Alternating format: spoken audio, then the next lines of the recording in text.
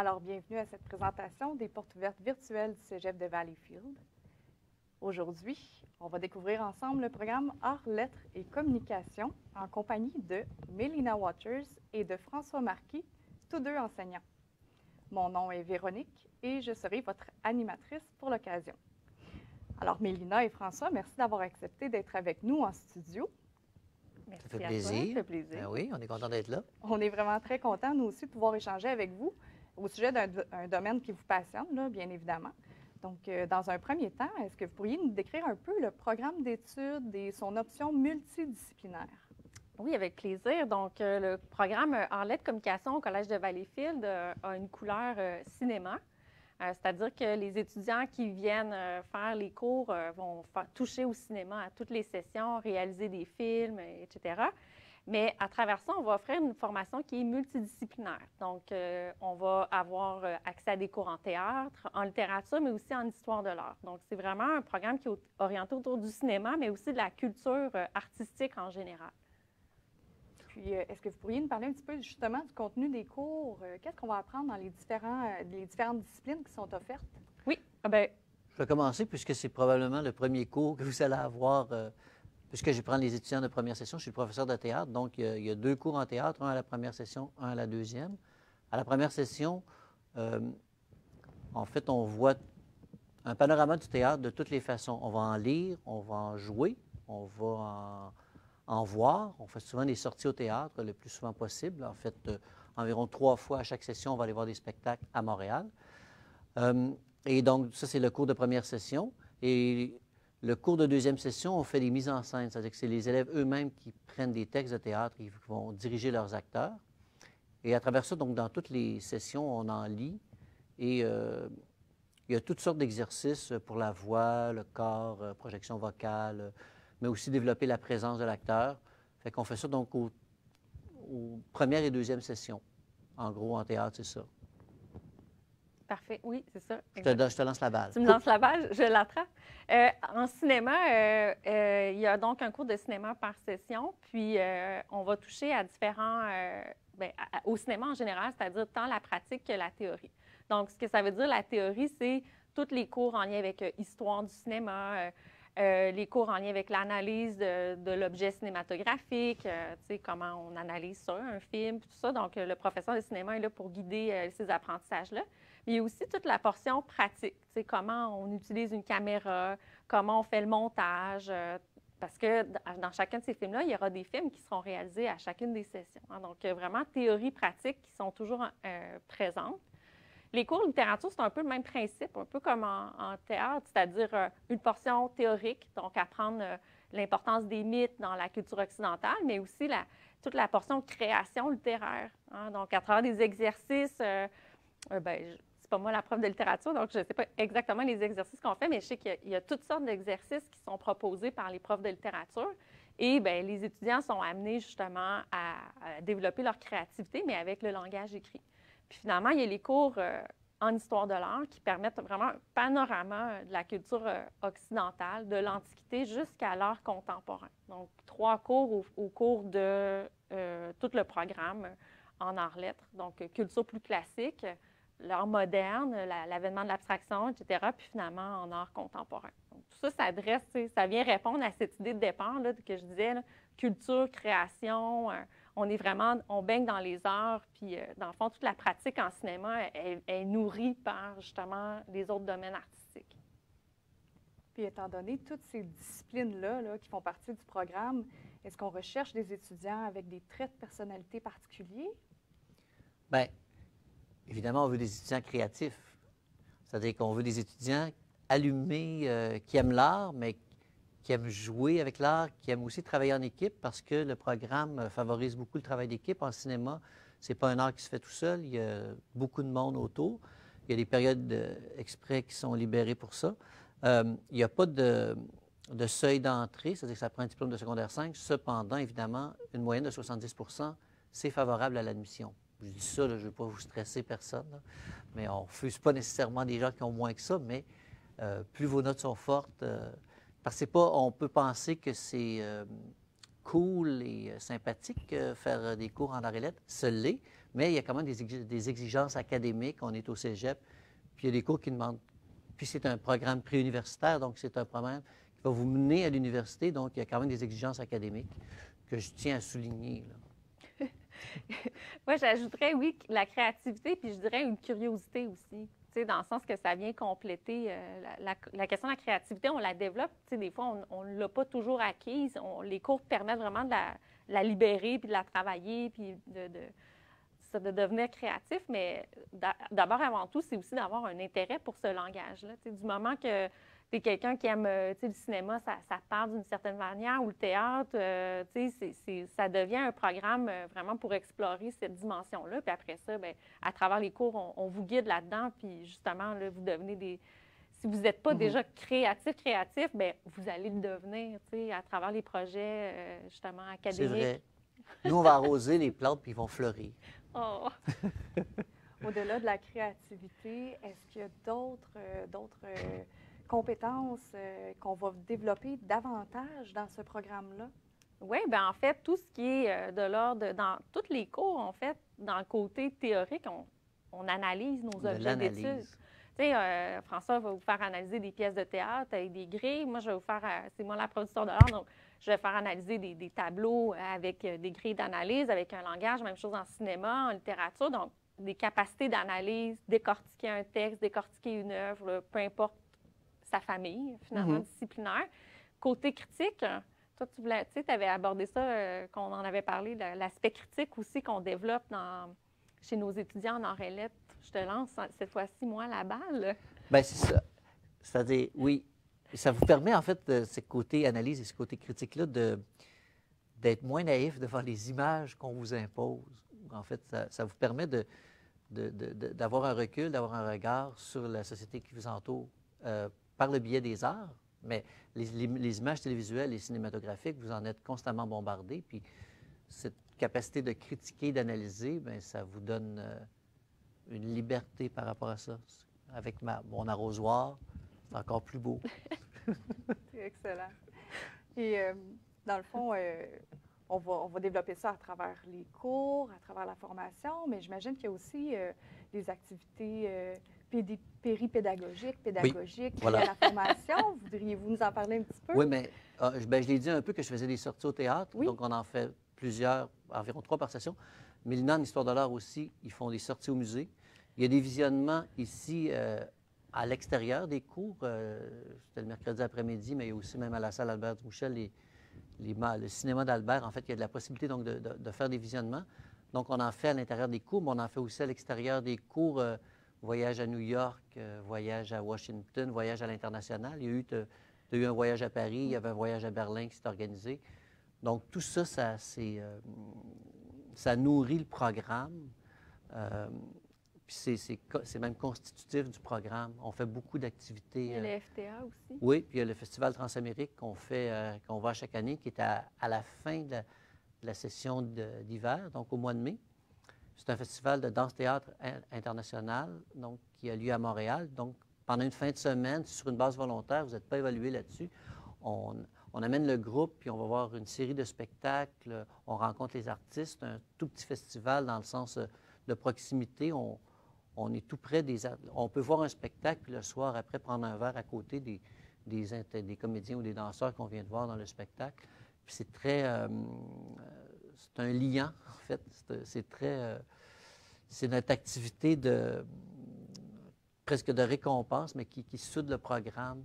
Puis c'est une autre caractéristique aussi du programme. Le programme c'est un petit programme, dans le sens que ce n'est pas un très grand nombre d'étudiants. Donc, les équipes sont très soudées.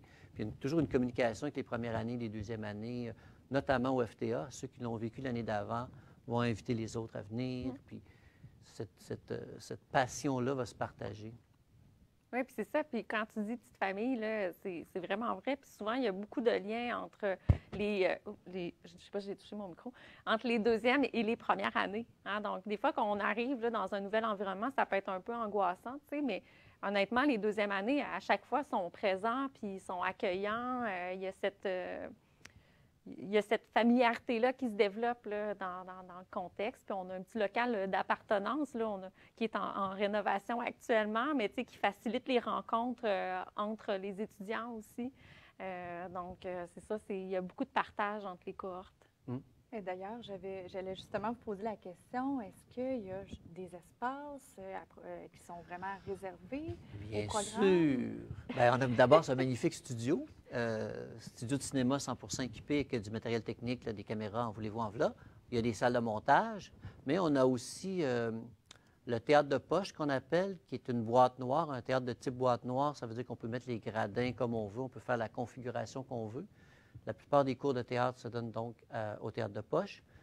Mais on a aussi accès à une très belle salle de 800 places, une salle à l'italienne qu'on appelle. Je vous expliquerai ça quand vous viendrez dans mes cours.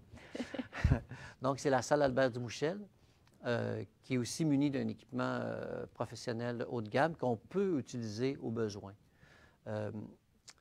Donc, c'est ça. Studio, salle de montage, théâtre de poche, salle Albert Dumouchel, ça fait partie de nos équipements, nos plateaux de création artistique, voilà. Oui, et vous disiez tantôt qu'il y a une familiarité dans le groupe. Est-ce que ces espaces-là sont quand même près l'un de l'autre dans le cégep? Comment ça fonctionne? Est-ce que les jeunes se réunissent, par exemple, dans le local d'appartenance, mais parfois dans d'autres espaces? Bien, oui, bien, il y a une proximité. Ça demeure un petit collège, tu sais, dans ses espaces, dans sa géographie, là. C'est un petit territoire, là.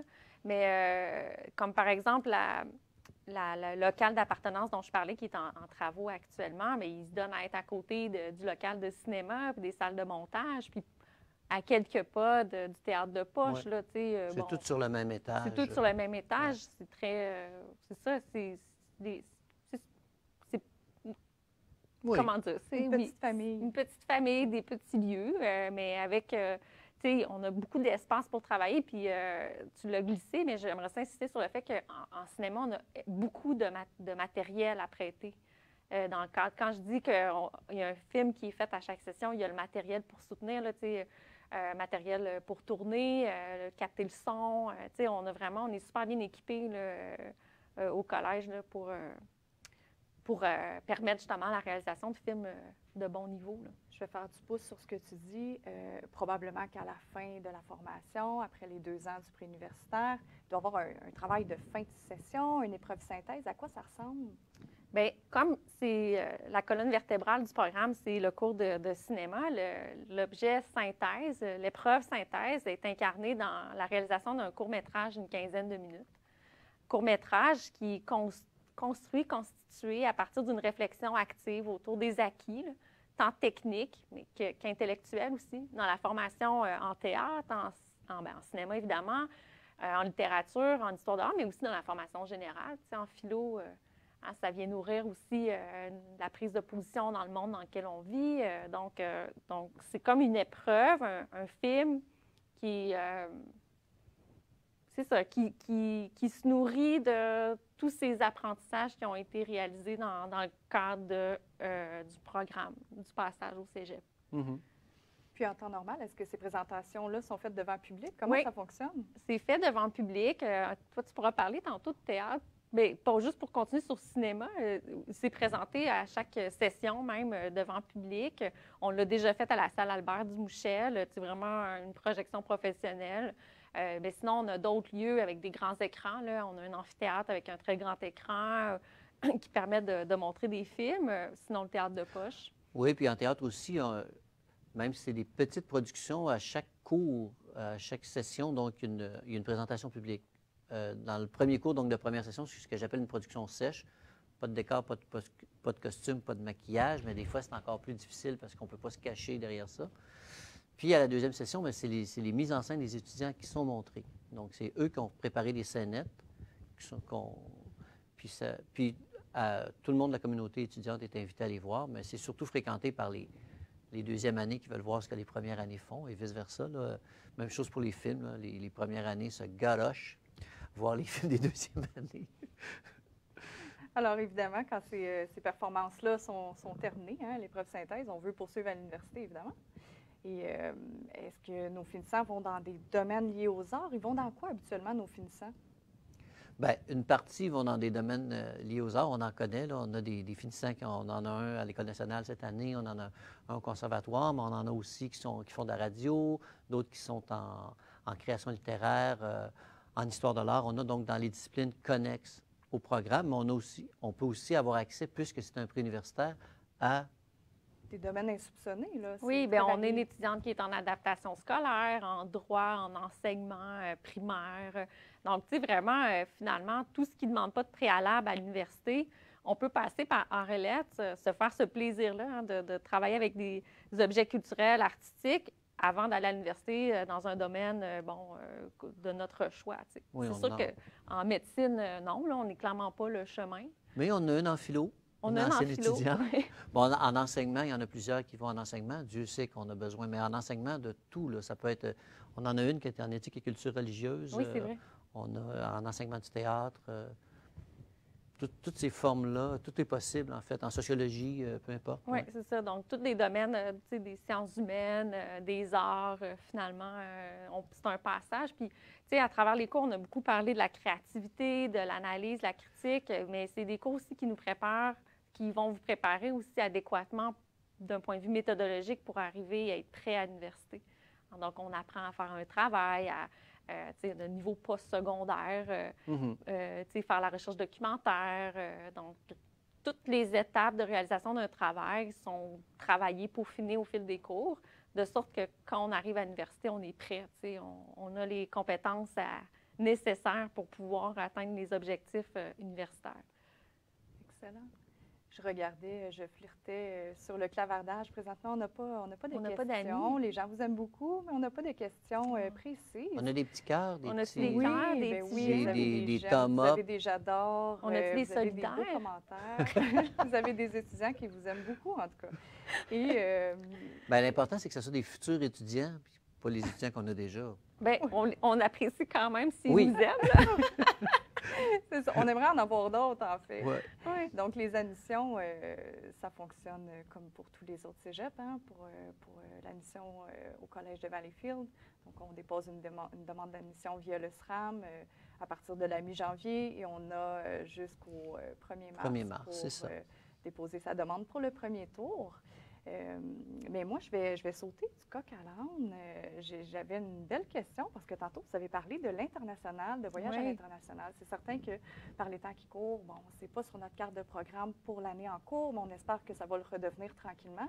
Et vous avez parlé de voyage à Paris. Qu'est-ce qu'on va voir à Paris exactement? Bien, qu'est-ce qu'on va voir à Paris, mais aussi dans toutes les villes qu'on visite, finalement, si je peux me permettre. Mais Paris, New York, Washington, en fait, on s'en va dans les centres culturels, Mhm. des villes qui présentent des collections artistiques qui sont incroyables, qui nous permettent vraiment de voir des œuvres de toutes les époques, de voir des artistes qu'on voit en classe, d'être devant des œuvres dans des vrais contextes d'exposition. Là, tu sais, c'est vraiment incroyable. Puis c'est ce genre de passion-là qu'on cherche à transmettre aussi à travers ces visites-là. On le fait de manière plus modeste en allant à Montréal à chaque session. Mais pour ceux qui ont faim et qui ont le goût d'en faire plus, oui, tu sais, on fait le voyage à New York à chaque année normalement. Voyage à Washington, on le fait une fois. C'est quelque chose qu'on aimerait refaire aussi. Paris, bien là, c'est sûr que là, Paris. Ça. Mais non, mais tu sais, c'est de marcher dans une ville quasiment musée, là. Tu sais, c'est sûr. On l'a fait une fois à Paris, puis on devait partir à Berlin en juin dernier, mais à cause du contexte, bon, évidemment, on n'y a pas été, mais c'est des grandes villes avec des institutions muséales de renom. C'est ça, incroyable. Donc, on vous amène finalement là où il y a de l'art à voir, puis Mhm. ça, oui, en gros. François, est-ce que tu avais un petit Non, moi, j'ai mot rien à ajouter rajouter. là-dessus? Non. Mélina a fait le tour de la question. Oui. Écoutez, vous êtes très populaire en termes de j'aime, mais on n'a pas de questions, donc j'imagine que la présentation est super claire. Est-ce qu'on pourrait y aller avec un mot de la fin? Un mot de la fin, ou est-ce qu'on a oublié des choses?